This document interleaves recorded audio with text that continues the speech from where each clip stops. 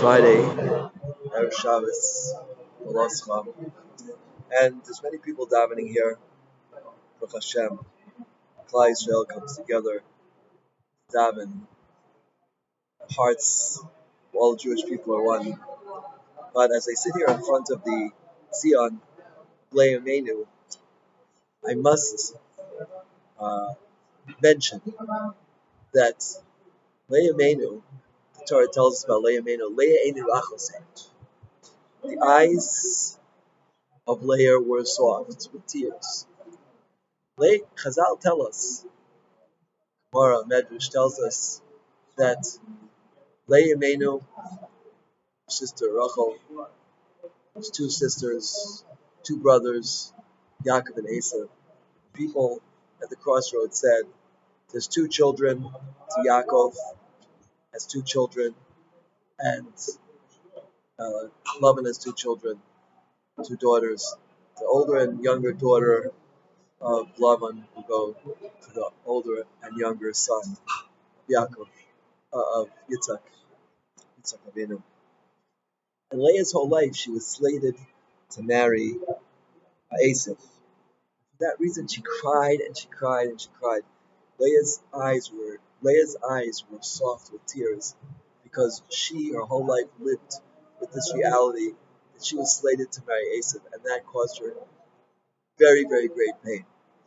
Because she was a tzaddikas, she was incredible tzaddikas, and her heart was distraught over this possibility. And Leah Mena taught us what it is to cry about shidduch. Recently, I was by Moshe Sternbach. She did well. Just had an operation. She had a pacemaker put in.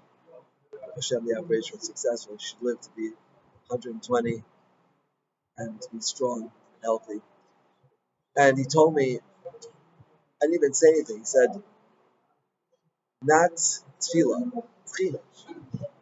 And this was his advice about shidduchim. He said, it doesn't help to daven normally. You have to daven with tears. If you want your prayers to answer, you have to daven with tears. And this is what Leah Mena taught us. Leah Mena had such a hard life. First, for her entire single life, she was slated to marry Esav HaRasha. And the day she got married to Yaakov, it says, Vayar Hashem ki snua Leah, v'yiftagas Rachel. There wasn't one day in her life that Leah wasn't suffering, either with the thought of marrying Esav, and finally when she got married, the fact that her husband had a sina for her because he was tricked into marrying. Leah Menu's heart was broken, and because of that, tears flowed out from her heart. And Leah Menu is a teacher to all of us. All of us who are davening for shidduchim, for parnasa, for our children, for our health, for anything that we need. Leah Menu has taught us how to pray. That's one thing. And she's taught us also, Hashem wants our tefillas, so He gives us saras. It was very hard. She had a very hard life, Leah Menu. Leah Menu had a very hard life. But, Leah einu rachoseh. The eyes of Leah were rachos. They were filled with tears. They were rachos. You know, if you put something in water for a long, long time, it gets soft. That's called shriya, or kavush kamavushal. Leah's eyes were cooked in tears. Her whole life she was crying and crying. We know that tears they're difficult, they're stinging to the eyes. Leah's eyes were soaked in tears to the point where her eyes became soft, as if been soaked for many, many years, kavush kamavushal, in tears. And it's a lesson for every single one of us. If we want our tefillas to be answered, which obviously we all want, then our job is to soak our eyes in tears, flood our eyes in tears, because tears are the opening to the heart. And when our heart is open, then our tefillas go straight up to Shemayim. The reason that our tefillas are not answered, Moshe Sternbach told me, is that they're not filled with tears. And Leah Meno has taught us that. And if Leah Meno would think about her life, think what she was slated for, she was slated to marry Esav. And the day she finally fulfilled her dreams, not to marry Esav, she marries Yaakov, and she's V'yarash and Yisroel.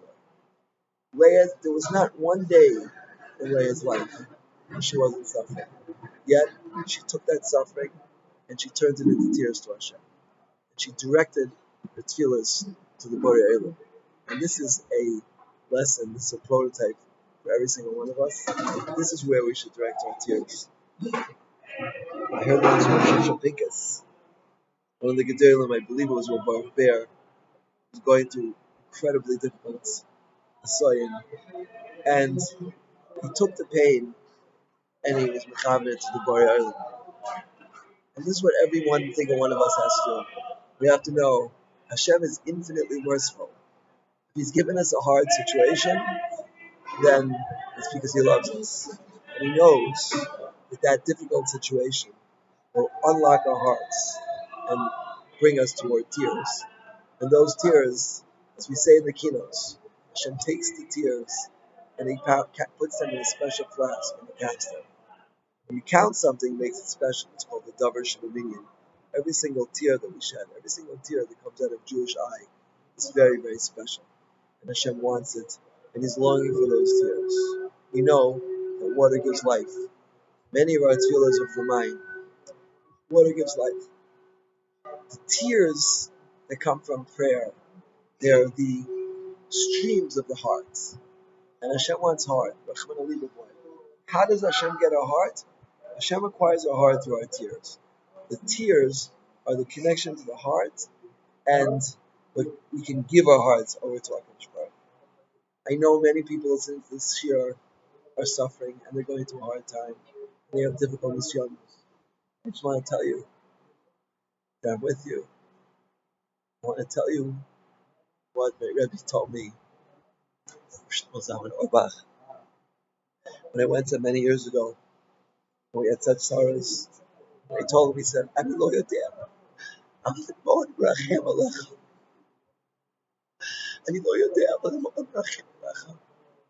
don't know what to tell you, but I have so much mercy for you. And that's why I feel when I hear stories about people who suffer. I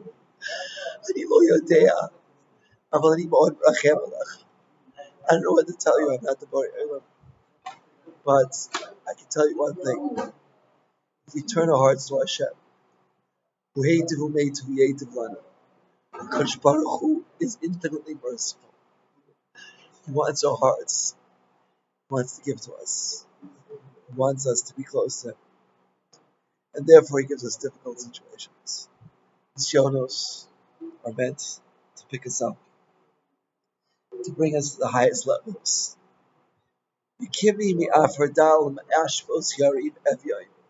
From the garbage dump, from the smelly soot to the highest places.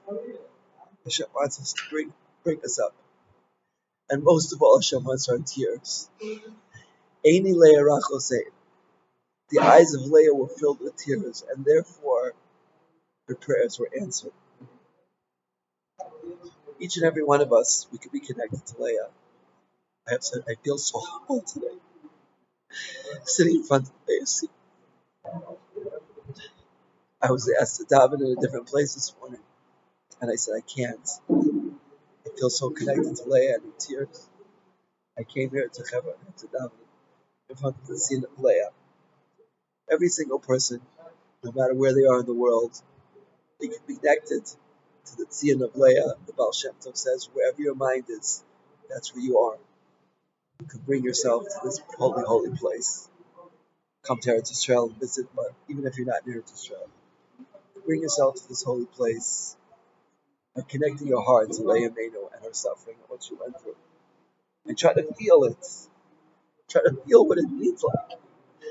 That from the early days of your life to be slated to marry to Esav Rasha, to be engaged for 20 years, however long it was, to Esav Rasha, and finally getting married and being hated by your husband. But a life of suffering. that Leah had. How many tears did she shed? But it was infinite mercy of Hashem. It was all Hashem's infinite mercy. Rizal says, if you have tears, just wipe them on your head. Every time we do an Avera, is writing our head. And says Rizal, when you cry, put that tears on your head and erases the Averas. It brings us closer to Him. We can wipe away our Averas through tears because when a person cries, he brings himself to another level, to another world. When you cry, your eyes close with the stinging tears, and then you're connected to your heart. Because our biggest problem is the way we see the world. We see the world, what's happening, what's going on with our shidduchim, with our parnasa, with our health, with our children. Children are off the derech. People can't get shidduchim for their children. People have health problems. People are suffering from parnasa problems. All of these difficulties, we see the world through our eyes, and it causes us to make mistakes. We have to remember the eyes of Leah, that they were rachos, Eini Leah rachos heim. Remember Leah's eyes, and fill our eyes with tears. To be drenched with tears, streams and streams of tears coming down our eyes, not just for ourselves, but first to daven for other people. We daven for somebody else, and we need that. Hashem will answer our prayers. Because the goal of tefillah is to eliminate selfishness from our personality. And if we daven for someone else, we're eliminating selfishness from our personality. That's the key to our tefillahs to be answered. Hashem Yisbarach should answer all of our tefillahs quickly. Should help us cry. Should help us connect to Mama Leah and her tears, and to feel her pain.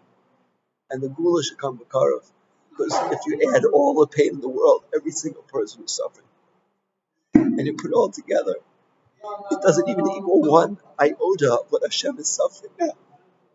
In the Galus Amar, Hashem, the Gemara Bracha says, cries out every night, "Boy, to my children over in the Galus, Hashem wants to redeem us." We're so close to the Gula, all the Gedolim come.